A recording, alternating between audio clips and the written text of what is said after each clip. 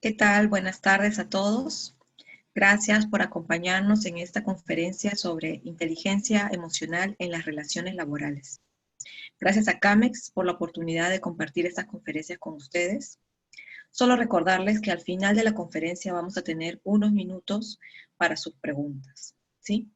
Entonces, empezamos con el tema inteligencia emocional en las relaciones laborales. Vamos a ver aquí. Vamos a ver ahí una definición de inteligencia emocional.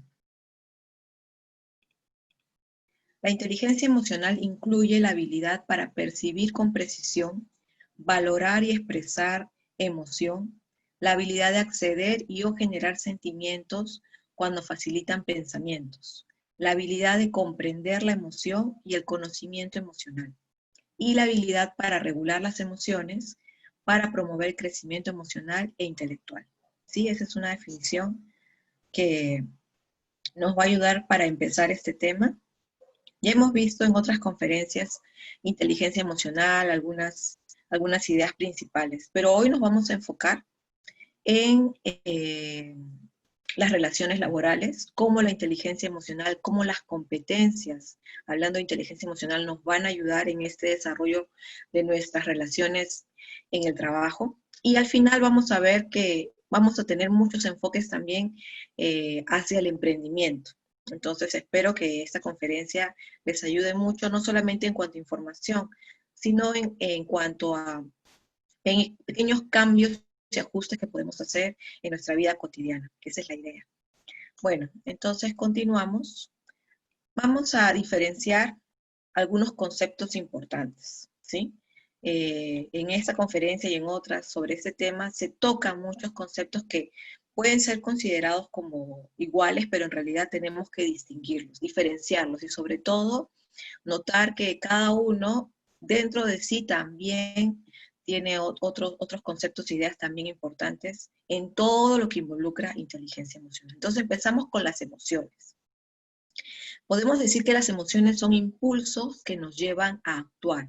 Se trata de programas de actuación de los cuales nos encontramos dotados a causa del proceso evolutivo.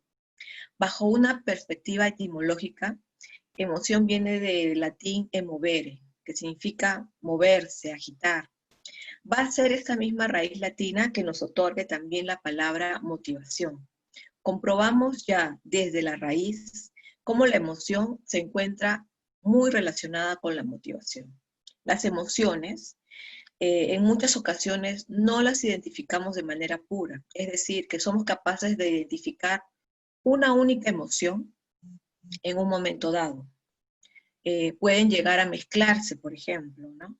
Entonces, en todo caso, sí ha llegado, digamos, los que han estudiado este tema a un cierto consenso respecto a algunas emociones básicas. Les voy a mencionar algunas y cómo se relacionan con otras, por ejemplo. La ira, podemos verla con emociones colaterales como el enojo, el resentimiento. La tristeza, también podemos verla con la aflicción, la pena. El miedo, también podemos mencionar ahí el temor, la inquietud, el nerviosismo, el desasosiego. La alegría, también podemos verla al lado de la tranquilidad, la satisfacción. El amor, van acompañados, por ejemplo, de aceptación, cordialidad. La sorpresa, también se acompaña con el asombro, con la admiración. La aversión puede estar al lado del desdén, de la antipatía. La vergüenza también se asocia con la culpa, la humillación, la aflicción. Entonces las emociones, como ya les he mencionado en otras conferencias y lo voy a enfatizar, no podemos definirlas como buenas o malas. Las emociones son, existen, se dan, son parte de nuestra vida. Más bien, yo personalmente creo que etiquetar una emoción como buena o mala detiene nuestro conocimiento de esa emoción, porque yo ya le puse una etiqueta. Entonces yo digo, por ejemplo, no, la tristeza es mala. Y en realidad eso de alguna manera, de manera consciente o inconsciente, frena mi conocimiento de todo lo que yo puedo percibir a través de la tristeza, porque yo ya la definí, ya la etiqueté como mala. ¿Sí me entiende? Por eso es importante percibir definir y aceptar las emociones como son, existen como parte de nuestra vida. Precisamente para que nuestro conocimiento, hablando de inteligencia emocional, nuestro conocimiento se desarrolle, ¿sí? Si las catalogamos, vamos a querer solamente percibir, disfrutar y vivir en las buenas emociones. Y así no es la vida. Necesitamos la tristeza, necesitamos la vergüenza, vamos a pasar por esas situaciones, por esas emociones y situaciones, entonces necesitamos percibirlas, conocerlas, aceptarlas. Eso en cuanto a emociones. Ahora, sentimientos, ¿sí? Se trata de las emociones unidas o asociadas al pensamiento. Entonces se producen de manera simultánea los pensamientos que tenemos acerca de lo que nos sucede en un determinado momento. Se trata de las etiquetas que ponemos a las emociones que estamos percibiendo. No etiquetas para definirlas o juzgarlas, sino etiquetas para identificarlas. ¿Sí? Yo hace un momento decía, no etiquetemos las emociones como buenas o malas. En el caso de sentimientos, ponemos una etiqueta para identificar, no para juzgar bueno o malo, ¿sí? Con la identificación de los sentimientos, qué importante es, seremos capaces de alcanzar nuevas formas de respuesta ante las situaciones que estamos abordando, que no supongan un dejarse llevar por el sentimiento, por ejemplo, ¿no? O por las emociones que nos inundan a veces. Por ejemplo, según Goleman, pueden llegar a provocar este dejarse llevar. Goleman lo llama como un secuestro emocional, ¿sí? Por ejemplo, cuando la tristeza nos inunda, nos embarga, nos atropella, ¿no? Literalmente. Entonces, es bueno identificar esas emociones, es bueno identificar esos sentimientos, los pensamientos que están asociados a ella, precisamente para identificarlos y empezar a observar cómo reaccionamos ante ellos, ¿sí? Y así conocernos a nosotros mismos. Seguimos, hay otra definición ahí importante que son los estados de ánimo. Todo aquello que tomo conciencia cuando salgo de los automatismos cotidianos, aquello que identifico cuando observo. Esos son mis estados de ánimo. En este mundo, en el sistema de este mundo, estamos aprendiendo y estamos viviendo de manera que yo llamo piloto automático. Es más, creo que en alguna parte lo he leído también, pero yo personalmente pienso de que estamos viviendo muchas veces en piloto automático. ¿Qué quiere decir? Tal vez ustedes me entiendan y se identifiquen en esto que yo defino tan personalmente. Nos levantamos, o sea, despertamos, nos levantamos, nos bañamos, tomamos desayuno, nos vamos a trabajar, regresamos del trabajo, seguimos trabajando en casa, comemos algo y nos vamos a dormir. Y así todos los días. Salvo esas excepciones, esos pequeños momentos que nos permitimos, donde sí somos conscientes de que estamos tristes, de que estamos alegres, de que estamos sorprendidos, pero son esos pequeños espacios muy eventuales. El resto de nuestra vida, nuestros días, transcurren casi de manera automática, ¿sí? Nos levantamos, trabajamos, comemos, nos vamos a dormir, ¿sí? O sea, es día tras día. Pero, hablando de los estados de ánimo, si yo me tomo un momento, día a día, me detengo, apago todo y me conecto conmigo misma. Cuando digo conecto, no estoy hablando de nada místico, ¿ah? Yo estoy hablando de algo muy real, muy práctico. Es, como les digo, desconectarme de lo exterior y preguntarme algo tan sencillo, pero muy importante. ¿Cómo estoy hoy? ¿Cómo me siento? ¿Sí? ¿Qué pensamientos tengo en este momento? ¿Cuál es mi estado de ánimo? ¿Estoy triste? ¿Estoy preocupada? ¿Estoy frustrada? ¿Estoy cansada? Dormí 8 horas, pero parece que no dormí nada, no descansé nada. Entonces, cuando yo me detengo, cuando salgo de ese piloto automático, cuando soy capaz de tomar la decisión de observarme, es ahí donde yo puedo ser capaz de identificar cómo está mi estado de ánimo real, ¿sí? En ese momento. Y es importante y es saludable, porque como les digo, el piloto automático nos lleva a ese día tras día con lo mismo, hasta que llega un momento en que explotamos, hasta que llega un momento en que la tristeza nos aplasta, hasta que llega un día en que la preocupación se desborda y sucede alguna enfermedad porque se expresa físicamente, o sucede la ansiedad, la depresión, en fin. Nosotros necesitamos, hablando de estados de ánimo, tomar esos momentos día a día. Lo necesitamos. Así como yo, por ejemplo, antes de salir del auto, lo primero que chequeo es cómo está la gasolina, ¿sí? Eso es como que, porque si no el auto no va a andar, ¿sí? Entonces, si hacemos eso con el auto, ¿sí? Imagínense con nuestra propia vida. Entonces, pregúntate en esa vida, en lo cotidiano, ¿sí? Que no sea algo eventual, sino que no esperes esos momentos donde ya sientes que vas a explotar. No, en el día a día, en tu cotidianidad, ¿cómo está tu gasolina? ¿Cómo estás hoy? ¿Sí? Entonces, y muchos dicen, no, es mejor hacerlo en la mañana, en la tarde, en la noche antes de dormir, reflexionar. ¿Sabes qué? Lo más importante es que lo hagas. No importa si lo haces en la mañana, en la tarde, en la noche, lo importante es que lo hagas. Tu estado emocional, tu salud emocional, ¿sí? O sea, más allá de hablar de inteligencia emocional, tu salud emocional requiere que te tomes esos momentos. Entonces, esos estados de ánimo necesito identificarlos, ¿sí? Se trata de la situación que me encuentro cuando dejo de actuar de acuerdo a los hábitos, ¿sí?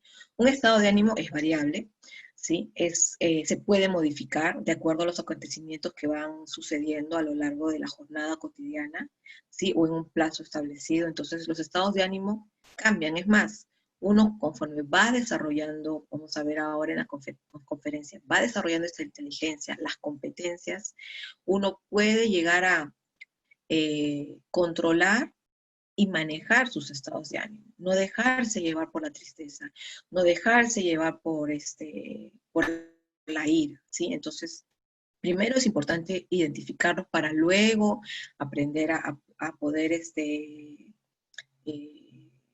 no solamente conocerlos, sino también de alguna manera gestionar nuestros estados de ánimo, poder levantarme, poder automotivarme, ¿sí? El temperamento es el siguiente concepto que queremos identificar. Se trata de la predisposición de las personas a evocar determinados estados de ánimo, por lo que lleva a la persona a identificar esta tendencia con rasgos de personalidad. El temperamento viene a ser la materia prima que sirve de pilar para la conformación del carácter y la personalidad. Según los especialistas, es innato, puede tener muchos rasgos heredados y es inmodificable, lo que significa que no puede moldearse mediante la práctica. Entonces vemos ahí varios conceptos, ¿no? Temperamento, carácter, personalidad. Algunos lo confunden, pero en realidad son definiciones diferentes. Ahora, cuando yo hablo del siguiente concepto, cuando yo hablo de competencia emocional,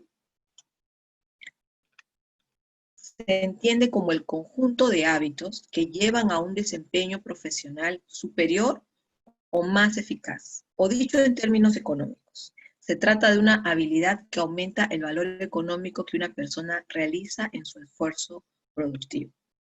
Goleman, por ejemplo, nos habla de competencia emocional como la capacidad para el desempeño basada en la inteligencia emocional y proyectada hacia el desempeño profesional. Poseer una inteligencia emocional elevada no implica que tengamos desarrollada nuestra competencia emocional. Repito, poseer una inteligencia emocional elevada no implica que tengamos desarrollada nuestra competencia emocional. Son dos cosas diferentes. La competencia emocional se encuentra proyectada hacia el desempeño, hacia la acción y la resolución de problemas. Inteligencia emocional es potencialidad que por sí sola es incapaz de determinar las competencias emocionales, ya que éstas dependen en gran medida de la estimulación del ambiente para manifestarse. Entonces, la competencia emocional es una capacidad adquirida basada en la inteligencia emocional, que da lugar a un desempeño sobresaliente. Es decir, hasta qué punto se ha sabido trasladar el potencial de la inteligencia emocional al ámbito práctico, ¿sí? Entonces, es importante tener estas diferencias para poder entender qué es inteligencia emocional, qué es competencia emocional y cómo ponerlos en práctica. Vamos a continuar con áreas de inteligencia emocional. Vemos ahí la primera, la percepción, evaluación y expresión de la emoción. Todas las personas experimentan y tienen una relación con los sentimientos y las emociones. Las emociones son percibidas, identificadas, valoradas y expresadas de manera muy personal.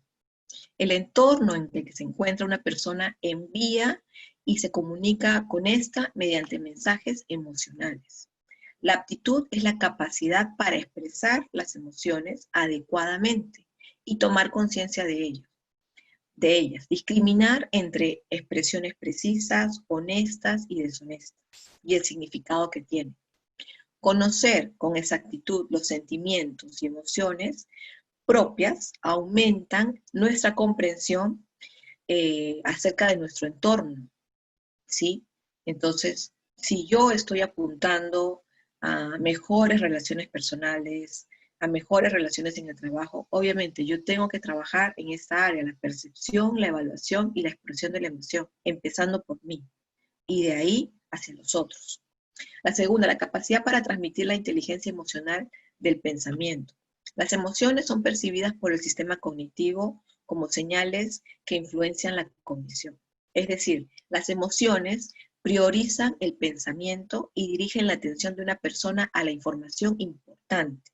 El estado de humor en el que se encuentra cambia la perspectiva de la persona, que va desde optimismo al pesimismo, favoreciendo que ésta considere distintos puntos de vista según el estado en el que se encuentra.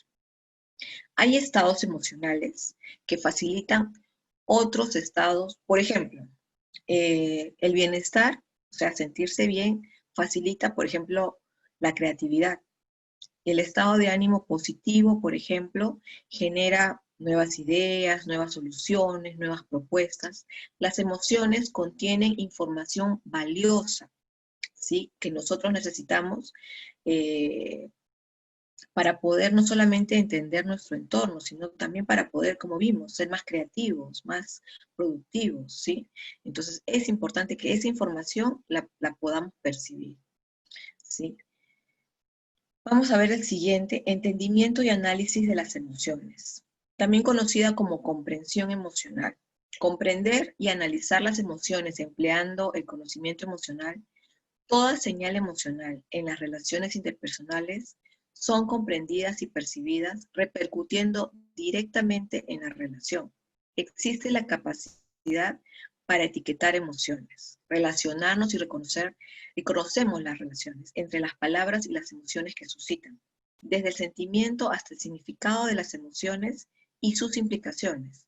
Comprendemos y razonamos sobre estas para interpretarlas. Por ejemplo, la tristeza está relacionada con la pérdida, ¿sí? Y hablando de este entendimiento y análisis de las emociones, no solamente las percibimos, no solamente podemos transmitirlas, sino entenderlas, ¿sí? O sea, yo entiendo que estoy triste, yo tengo esa capacidad, y a partir de ese desarrollo yo puedo percibir y entender las emociones de los otros, ¿sí? Y de alguna manera, todo lo que eso implica, la manera como los otros se comunican en ciertas situaciones, la manera como manejan el conflicto, la presión, ¿sí? Entonces, eso obviamente en mis relaciones laborales es muy importante.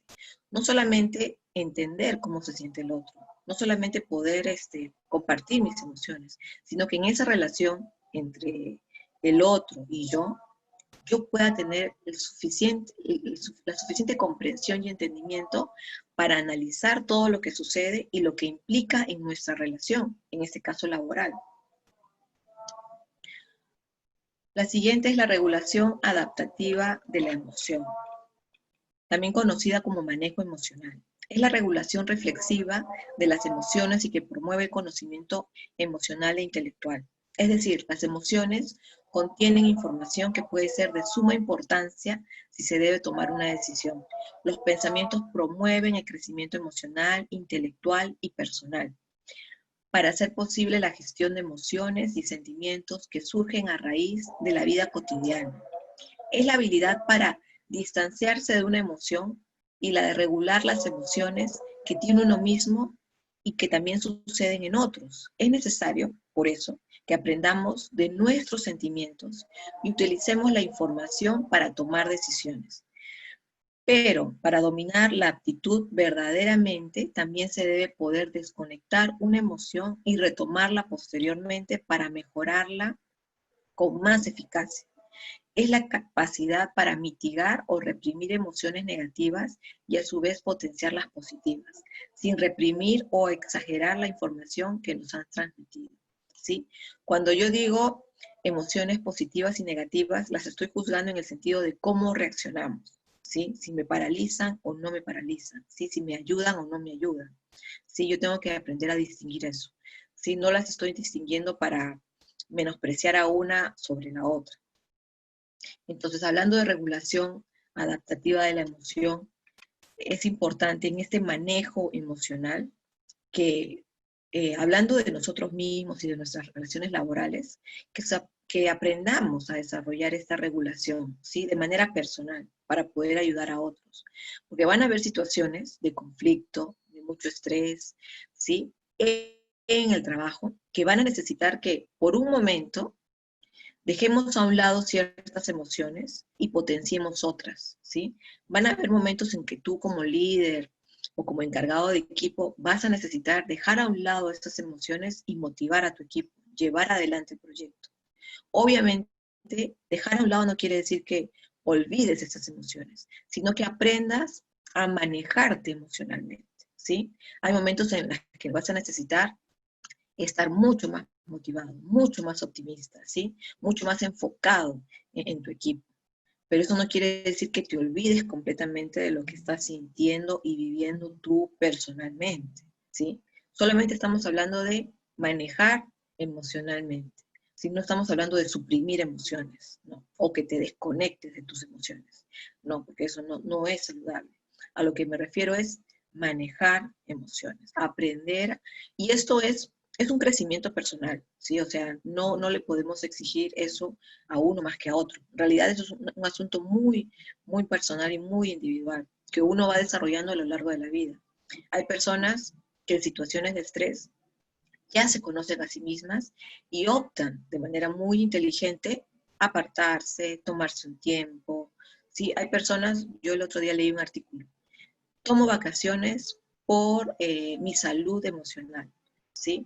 En realidad no es que se sienta terrible en su trabajo ni nada, sino que ella, esa persona, de manera personal, ve y decide que necesita un descanso y toma sus vacaciones por su salud emocional.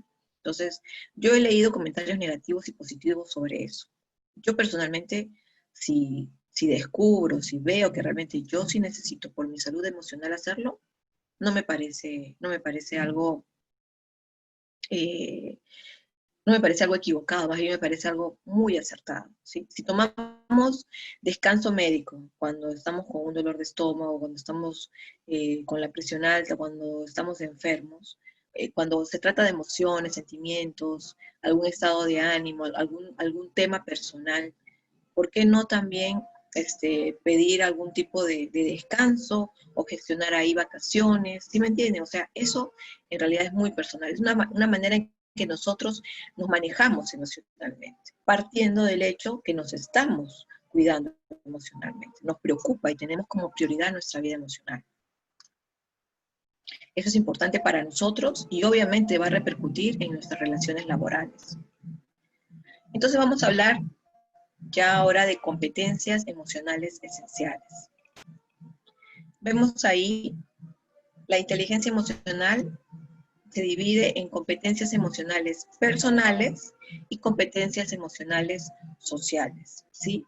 Dentro de las competencias emocionales personales tenemos, por ejemplo, la conciencia de uno mismo, es decir, saber darle nombre a los efectos generados por nuestras emociones y estados de ánimo, ¿sí? Saber diferenciar y poder identificar cómo me encuentro en este momento.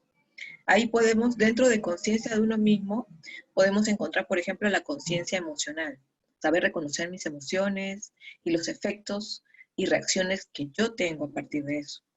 Podemos encontrar también ahí la valoración adecuada de uno mismo y de identificar y darle valoración adecuada a nuestras capacidades personales. Y la confianza en uno mismo.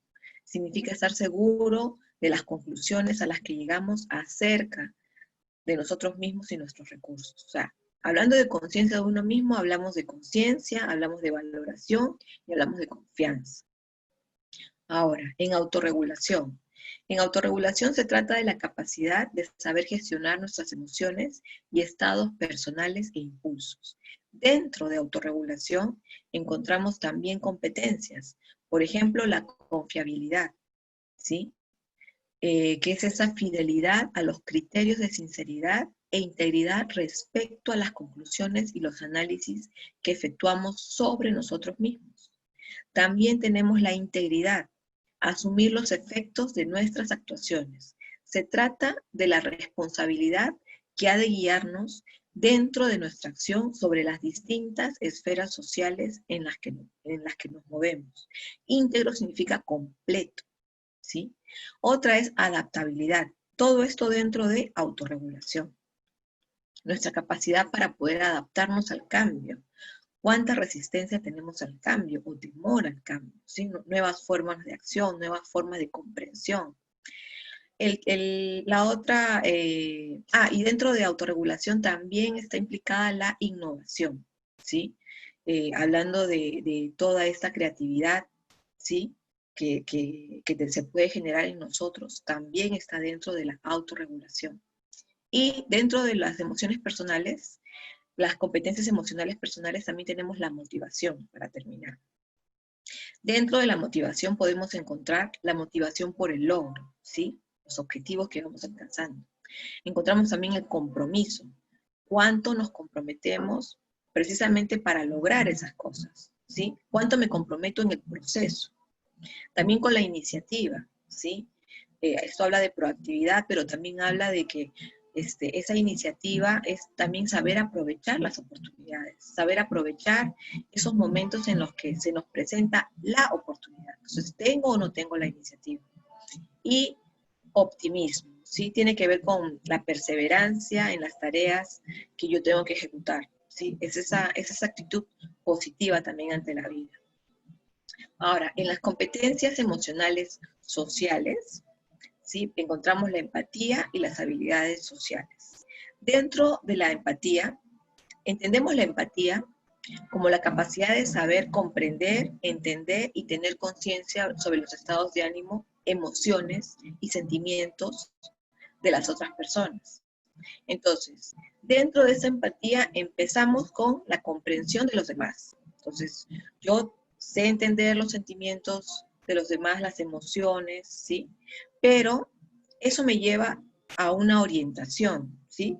Entonces, desde la comprensión de las emociones del otro, saber promover y anticipar las posibilidades de satisfacción de las necesidades de la otra persona. Entonces, yo no solamente entiendo y comprendo cómo se siente esa persona, sino que sobre ese conocimiento puedo y sé cómo actuar. Aprovechamiento de la diversidad. Saber identificar las distintas posibilidades que nos brinda la opción de relacionarnos con las distintas personas, ¿sí? Esa empatía nos abre las puertas a la diversidad. Y la conciencia política. Ser capaz de identificar y percibir las distintas adscripciones emocionales de los grupos, las relaciones que las sostienen, además de las relaciones de poder establecidas en los grupos y entornos sociales. Entonces, todo esto, todas estas competencias que he mencionado están dentro de lo que es empatía. Luego pasamos a las habilidades sociales, aspectos vinculados con las competencias emocionales que son relevantes en el desempeño profesional, por ejemplo, del emprendedor, especialmente si las vemos a través de las competencias en sí, ¿sí? Entonces, por ejemplo, la influencia, ¿sí? Saber persuadir, cautivar con los mensajes que elaboramos de cara a alcanzar los objetivos y metas personales. Esta competencia se encuentra muy vinculada a una de las facetas esenciales que ha de poseer todo emprendedor, que es saber vender. Otra competencia es el liderazgo, ¿sí? Dirigir equipos, dirigir personas, motivarlas, marcarles una meta, guiarlos hacia la visión, generarles identidad. Otra competencia, ser catalizador del cambio, ¿sí? El emprendedor es un catalizador del cambio, ¿sí? Que marca tendencia, nuevas formas de hacer, nuevas formas de ver y entender el entorno. Otra competencia, resolución de conflictos, saber negociar y plantear soluciones, ser creativo en la forma de ver las situaciones en las que se desarrolla el problema y promover opciones de resolución. Otra competencia, colaboración y cooperación. El emprendedor aúna esfuerzos, visiones, energías, ¿sí?, de diferentes personas con el logro de metas. No todo emprendedor posee este conjunto de competencias. De hecho, no son elementos esenciales a la hora de plantear una propuesta de emprendimiento, ¿sí? Hablamos de todas estas competencias como un espectro del logro de la excelencia, ¿sí? Hacia dónde quiero apuntar. Entonces, quien posee y despliega habitualmente estas capacidades, quien se preocupa por desarrollarlas, por obtenerlas, obviamente será un excelente profesional y un excelente emprendedor. Entonces, como les digo, es un abanico de posibilidades. Está en nosotros desarrollarlas, buscarlas y sí, aprender de ellas. Entonces, esta guía de alguna manera nos ayuda a identificar en qué elementos podemos llegar a tener una carencia y planificar potenciales acciones a llevar a cabo para adquirir estas habilidades. Es esencial saber que todas las personas tenemos más o menos desarrolladas estas capacidades y competencias. La cuestión es conocer, ¿sí? Ser sincero y empezar a evaluar, identificar, conocerlas, ¿sí? Distinguirnos de manera personal, ¿sí? Aprender, ¿sí? Y desarrollarnos a partir de ese conocimiento. Vamos a continuar con la aplicación de la psicología positiva. Ya habíamos hablado un poquito de esto en otras conferencias, pero lo quería poner en énfasis aquí por algo que leí del autor Ashore. Él nos habla de la psicología positiva. Ustedes pueden buscarlo para profundizar más en este tema, pero este punto en particular que estoy mostrando en pantalla fue el que más me llamó la atención, hablando de competencias, hablando de hábitos, en pos de mejores relaciones laborales y obviamente en pos, si usted está interesado en algún emprendimiento y transformarse en un emprendedor. Entonces, Ashore, cuando nos habla de la psicología positiva, hace una crítica sobre cómo en la comunidad científica se promedian las habilidades de las personas y se intenta reconducir a los que se salen del promedio, ¿sí? La clave está en por qué algunas de estas personas se encuentran en un nivel más elevado de la curva de habilidad intelectual, atlética, musical, creativa, en sus niveles de energía, en su capacidad para asumir retos. En lugar de reconducir a estas personas hacia el promedio, que es la tendencia, Ashore lo que propone es valorarlas y elevar a estas personas hacia empresas, hacia universidades, centros de estudio, ¿sí? Sin empujarles al promedio. Hay una tendencia clara de la sociedad al pensamiento negativo y este estímulo es constante, ¿sí? Entonces, no es la realidad, Ashore lo que propone es, no es la realidad quien transforma a las personas, es con la lente con la que ven el mundo la que transforma su realidad. Es importante cómo vemos el mundo, cuál es la lente que utilizamos para ver el mundo. Estamos empezando a ser testigos de que si cambia la lente, cambia el grado de felicidad y, más importante, cambian los resultados educativos y empresariales. Ashore en sus investigaciones nos habla de números que afirman esto. El 90% de la felicidad proviene de la manera en que procesamos lo externo y no de lo exterior. Cómo lo procesamos es lo importante. Y yendo más allá, solo el 25% del éxito puede ser predecible con el coeficiente intelectual. El otro 75% dependerá de los niveles de optimismo, el apoyo social y la percepción personal que se tenga sobre la presión como un reto o como una amenaza. Entonces vemos que hablando de éxito, el 75% depende del optimismo, del apoyo social y de la percepción personal. Entonces, el coeficiente intelectual, solo el 25%. 75% son otros elementos que muchos no han considerado. Entonces, Ashore nos pone como ejemplo La antigua definición de salud que propone la OMS, que decía, salud es la ausencia de enfermedad. Ashore nos dice que para llegar a la salud, que no es solo la ausencia de enfermedad, tenemos que invertir la fórmula de la felicidad y del éxito. ¿Sí? Ahí ustedes ven dos flechas, son dos caminos. Yo en realidad no soy capaz de decir este camino está mal y este está bien. No, yo creo que son dos elecciones diferentes, pero Ashore nos habla de uno en particular. ¿Sí? Para el lado izquierdo está en amarillo. Si trabajo más duro, tendré más éxito. Si tengo más éxito, seré más feliz. Muchas personas piensan así y a algunos les resulta. Ashore no está de acuerdo con esto. Ashore propone el otro camino, el que está en azul. Si soy feliz, tendré más éxito. Sobre esto quiero hablarles. Ashore, después de trabajar en distintos países, trabajando con escuelas, con empresas, ¿sí? Ha podido observar que la mayoría siguen la fórmula: si trabajo más duro, tendré más éxito. Si tengo más éxito, seré más feliz. Él ha podido investigar eso y así es. Entonces, esta es la manera más común de motivación del comportamiento utilizada por padres, en las familias, en las administraciones también. Esta fórmula es regresiva y el autor, Ashore, lo argumenta con dos razones principales. La primera es que cada vez que obtienes el éxito, la meta cambia y con ella la forma del éxito. Se convierte en una carrera de obstáculos, de la que uno no se siente satisfecho del todo y retrasa la felicidad y el sentimiento de éxito.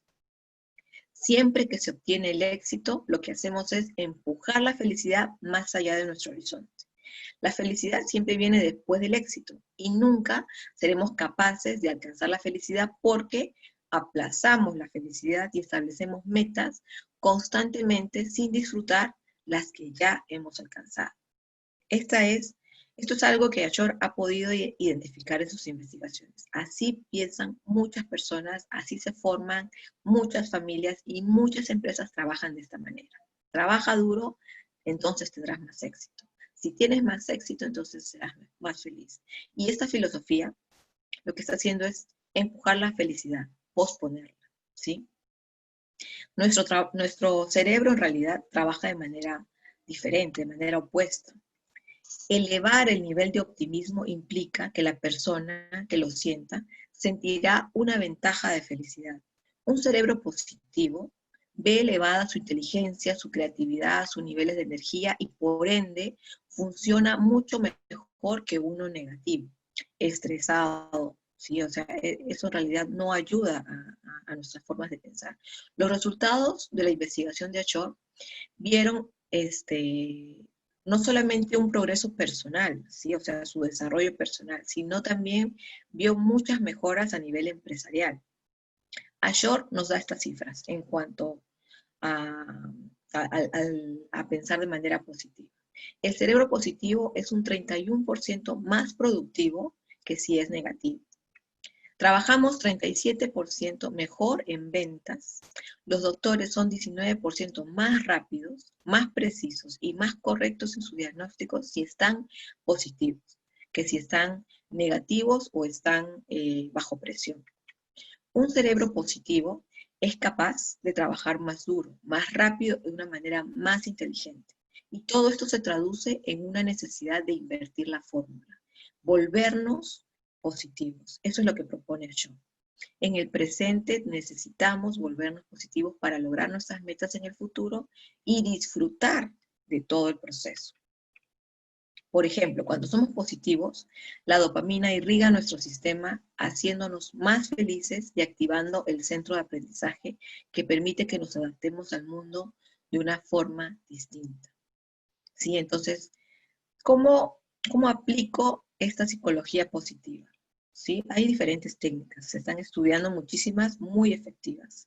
¿Sí? Esto de si soy feliz, tendré más éxito. Ser positivo en nuestra manera de pensar, en nuestra manera de ver el mundo. Entonces, como hay tantas técnicas, tantas herramientas para poder desarrollar y aplicar esa psicología positiva, yo te propongo esas que ves abajo de la flecha azul. Son muy sencillas, es algo para empezar, ¿sí? Es algo muy simple, pero que nos va a ayudar a cambiar nuestra manera de ver el mundo, cambiar ese lente, ¿sí? La primera, muy sencilla, ser agradecido. Durante un mes, ¿sí? Ponte a prueba un mes nada más, no te pido más. Un mes, cada día de ese mes, tú vas a escribir 3 motivos de gratitud. Cada día van a ser 3 motivos diferentes, no vale repetir. Y tú vas a ver cómo día tras día lo vas a notar, ¿sí? En la primera semana, los primeros días, que obviamente primero te va a costar tomar ese tiempo, y es natural porque no estamos acostumbrados a ser agradecidos, ¿sí? Estamos acostumbrados a ver el mundo más bien con una lente más negativa. Entonces, todos los días, a la hora que tú puedas, puedes anotarlo en tu celular, en un papelito, 3 motivos para ser agradecido, para estar agradecido. Entonces necesitas tomar ese tiempo, anotar eso, 3 motivos diferentes cada día. Y tú vas a notar cómo con los días se te va a hacer más fácil identificar por qué estar agradecido. Es más, van a haber días en que no vas a escribir 3, sino 8, 10, 15 motivos para estar agradecido. Totalmente nuevos. ¿Por qué? Porque tu enfoque, tu cerebro se va a ir modificando por este hábito. Es un hábito muy poderoso, que no solamente te va a ayudar en cuanto a tus relaciones personales, hasta en cuanto a tu conocimiento de ti mismo, tu desarrollo personal, sino que también a nivel espiritual te va a ayudar mejor a conectarte con tu mundo interior, porque ser agradecido es el principio de muchos cambios importantes en tu vida. ¿Sí? Es algo tan básico como estar agradecidos por la vida, por las oportunidades, por la familia. Eso, ese pequeño, gran ejercicio te va a ayudar a abrirte a nuevas posibilidades. Yo te lo recomiendo. Estoy recomendando cosas que no solamente están probadas con números en las investigaciones, sino te estoy recomendando cosas que yo personalmente he practicado y practico y que dan resultado. No son fórmulas mágicas, como tú ves, requieren disciplina. Cada día anotar, apartar ese tiempo para poder hacerlo. Entonces, importante que lo hagas.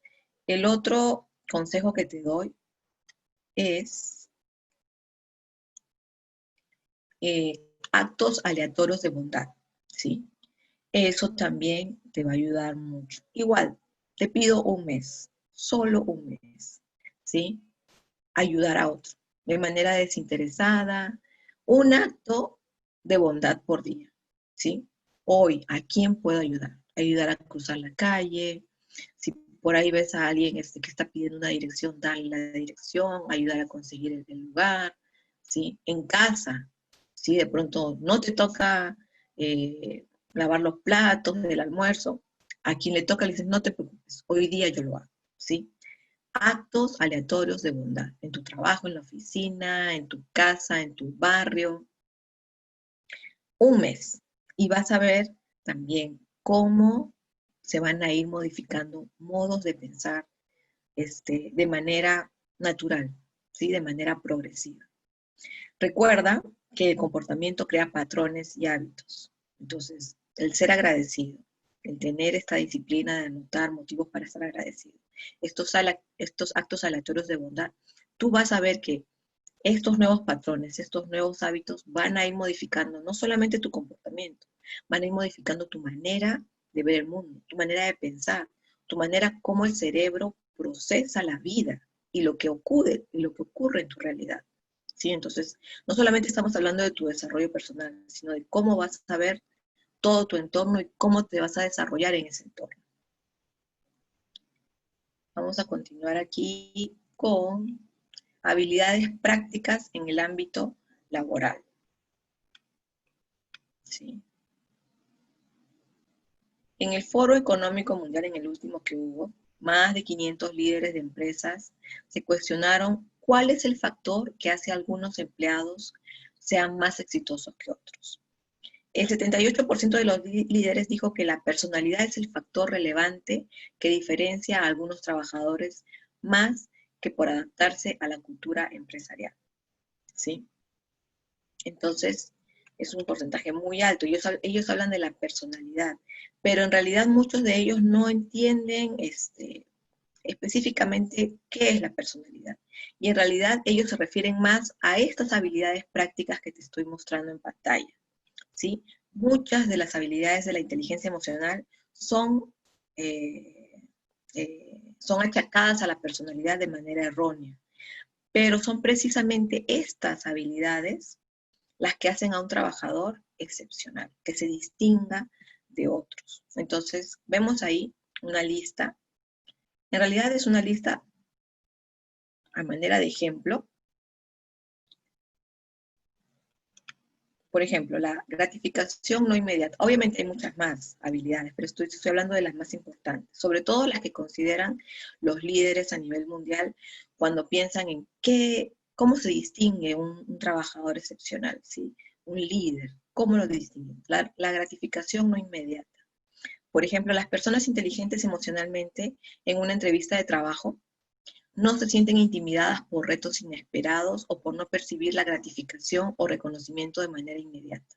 Gestionan la intimidación que supone información inesperada en la entrevista de trabajo y hacen una reflexión sobre el trabajo previo y el esfuerzo antes de recibir la recompensa o el reconocimiento.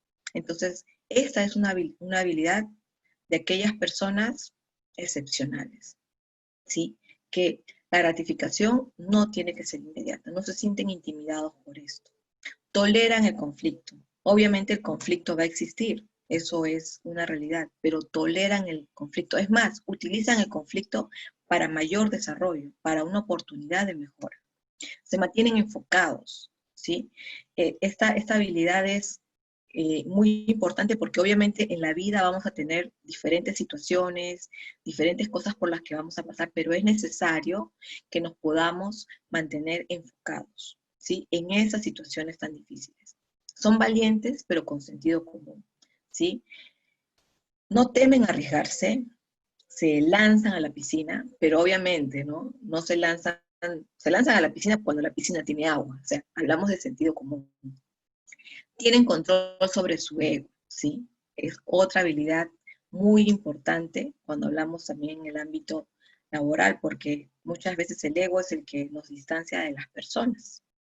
Nunca están satisfechos, ¿sí? Pero hablamos de esta satisfacción de manera saludable, o sea, buscan el desarrollo, buscan el crecimiento, ¿sí? Reconocen el problema y lo solucionan. Y cuando hablamos de problema no hablamos de la gran situación, sino reconocen esos pequeños detalles que están afectando a las personas o están afectando a la organización. Entonces lo reconocen fácilmente y son capaces de proponer la solución. Son responsables, ¿sí? O sea, son gente en la que una realmente puede confiar porque saben que van a responder.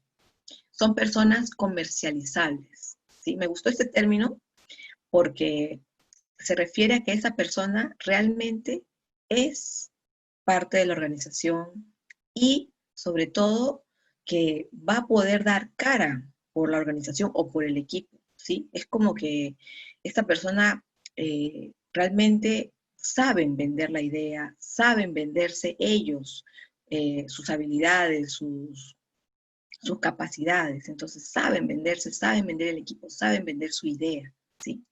Neutralizan a las personas tóxicas. Sí, a veces ese término no me gusta mucho, la de persona tóxica, pero tenemos que definirla de alguna manera. ¿Sí? Son aquellas personas muy conflictivas, son aquellas personas que siempre traen problemas. Entonces, estas personas tienen la habilidad de neutralizarlas. ¿Cómo? No es que las eliminan, sino que se acercan, las confrontan, las ayudan y las sacan de ese estado de toxicidad a colaborar, a ser parte del equipo. Entonces, ¿sí me entienden? Ellos reconocen esos problemas y proponen soluciones.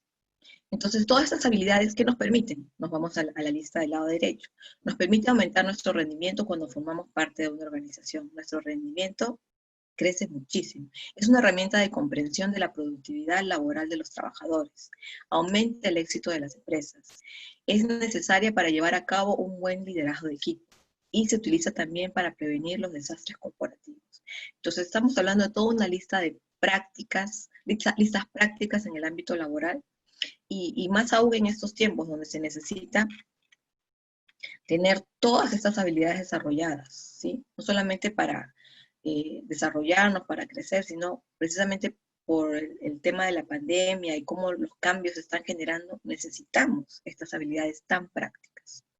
Vamos entonces a ver el entrenamiento de estas habilidades.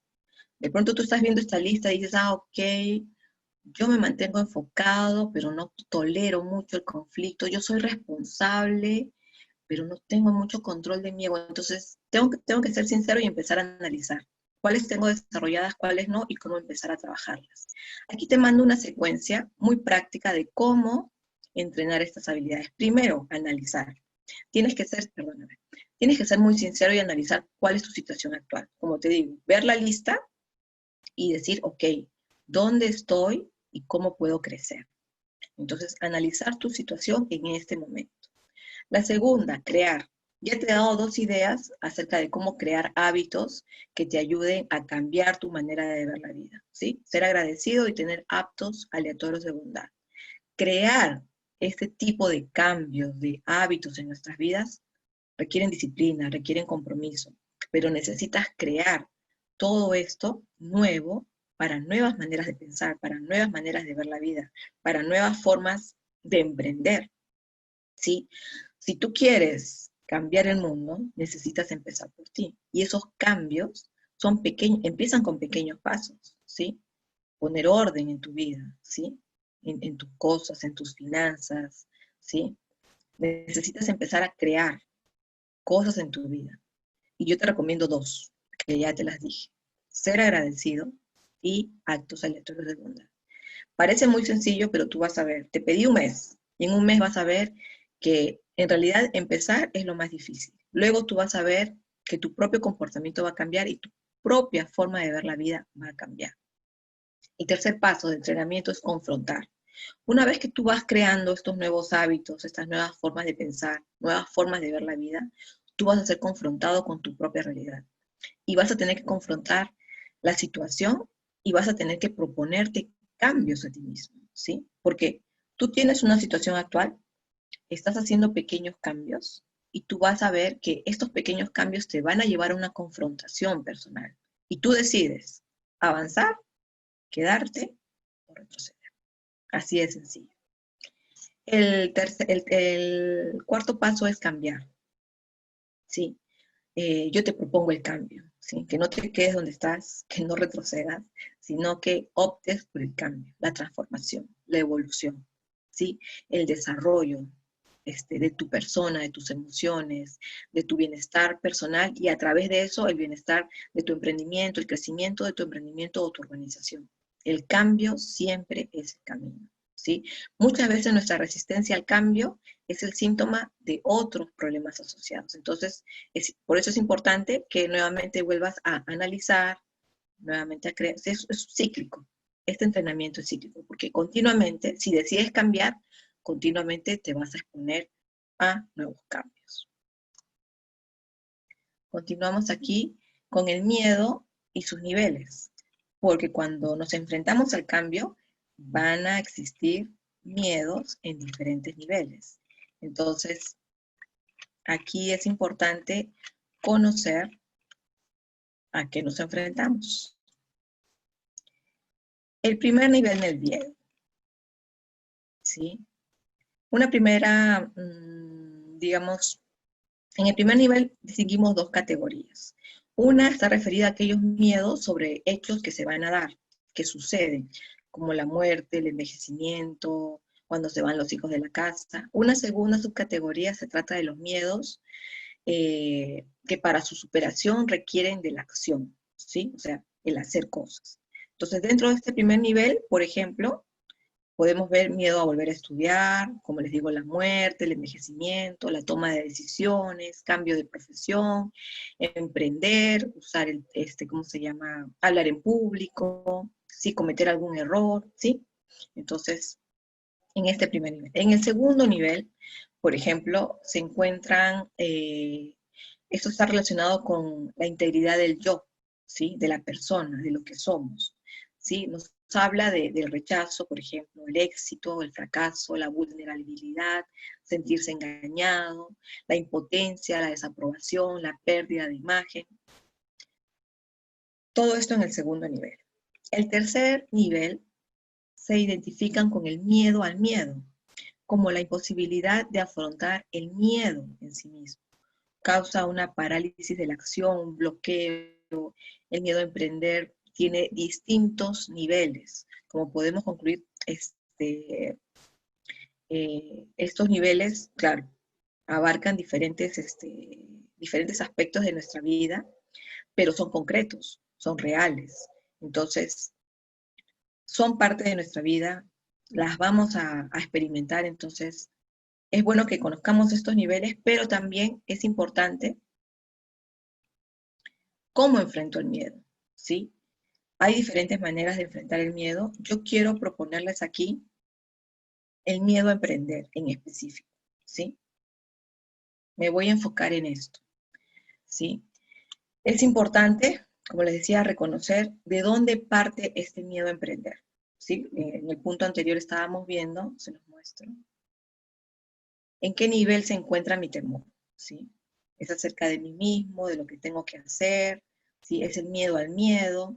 Entonces yo puedo reconocer esto. A partir de esto, yo, hablando del miedo a emprender, también tengo que reconocer. Es miedo, por ejemplo, a la no supervivencia, ¿sí? ¿Qué va a suceder con mi emprendimiento? ¿Va a cubrir mis necesidades? ¿Cómo me va a ir?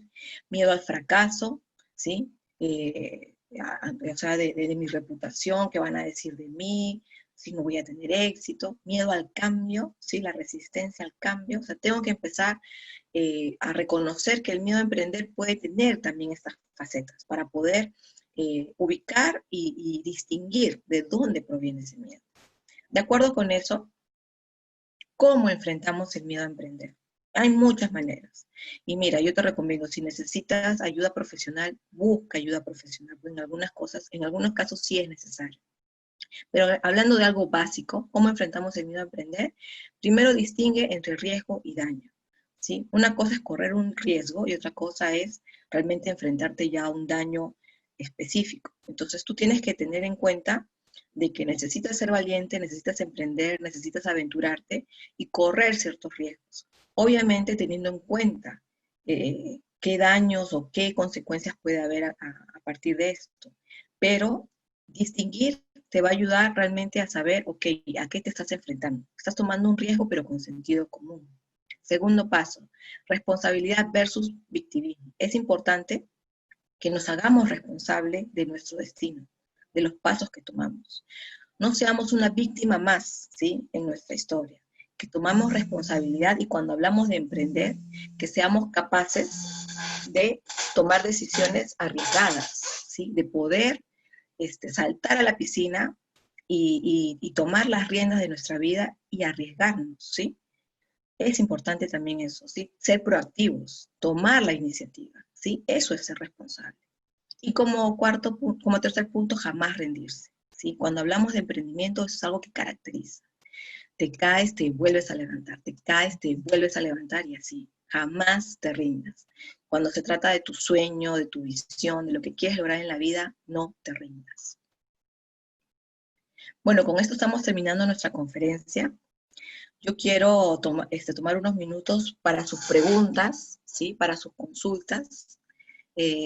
Todas aquellas personas que están emprendiendo o que están pensando en algún emprendimiento, es importante que tengan en cuenta su desarrollo emocional, su salud emocional, porque los emprendedores se enfrentan a muchas más situaciones eh, que una persona que trabaja de manera dependiente, por ejemplo.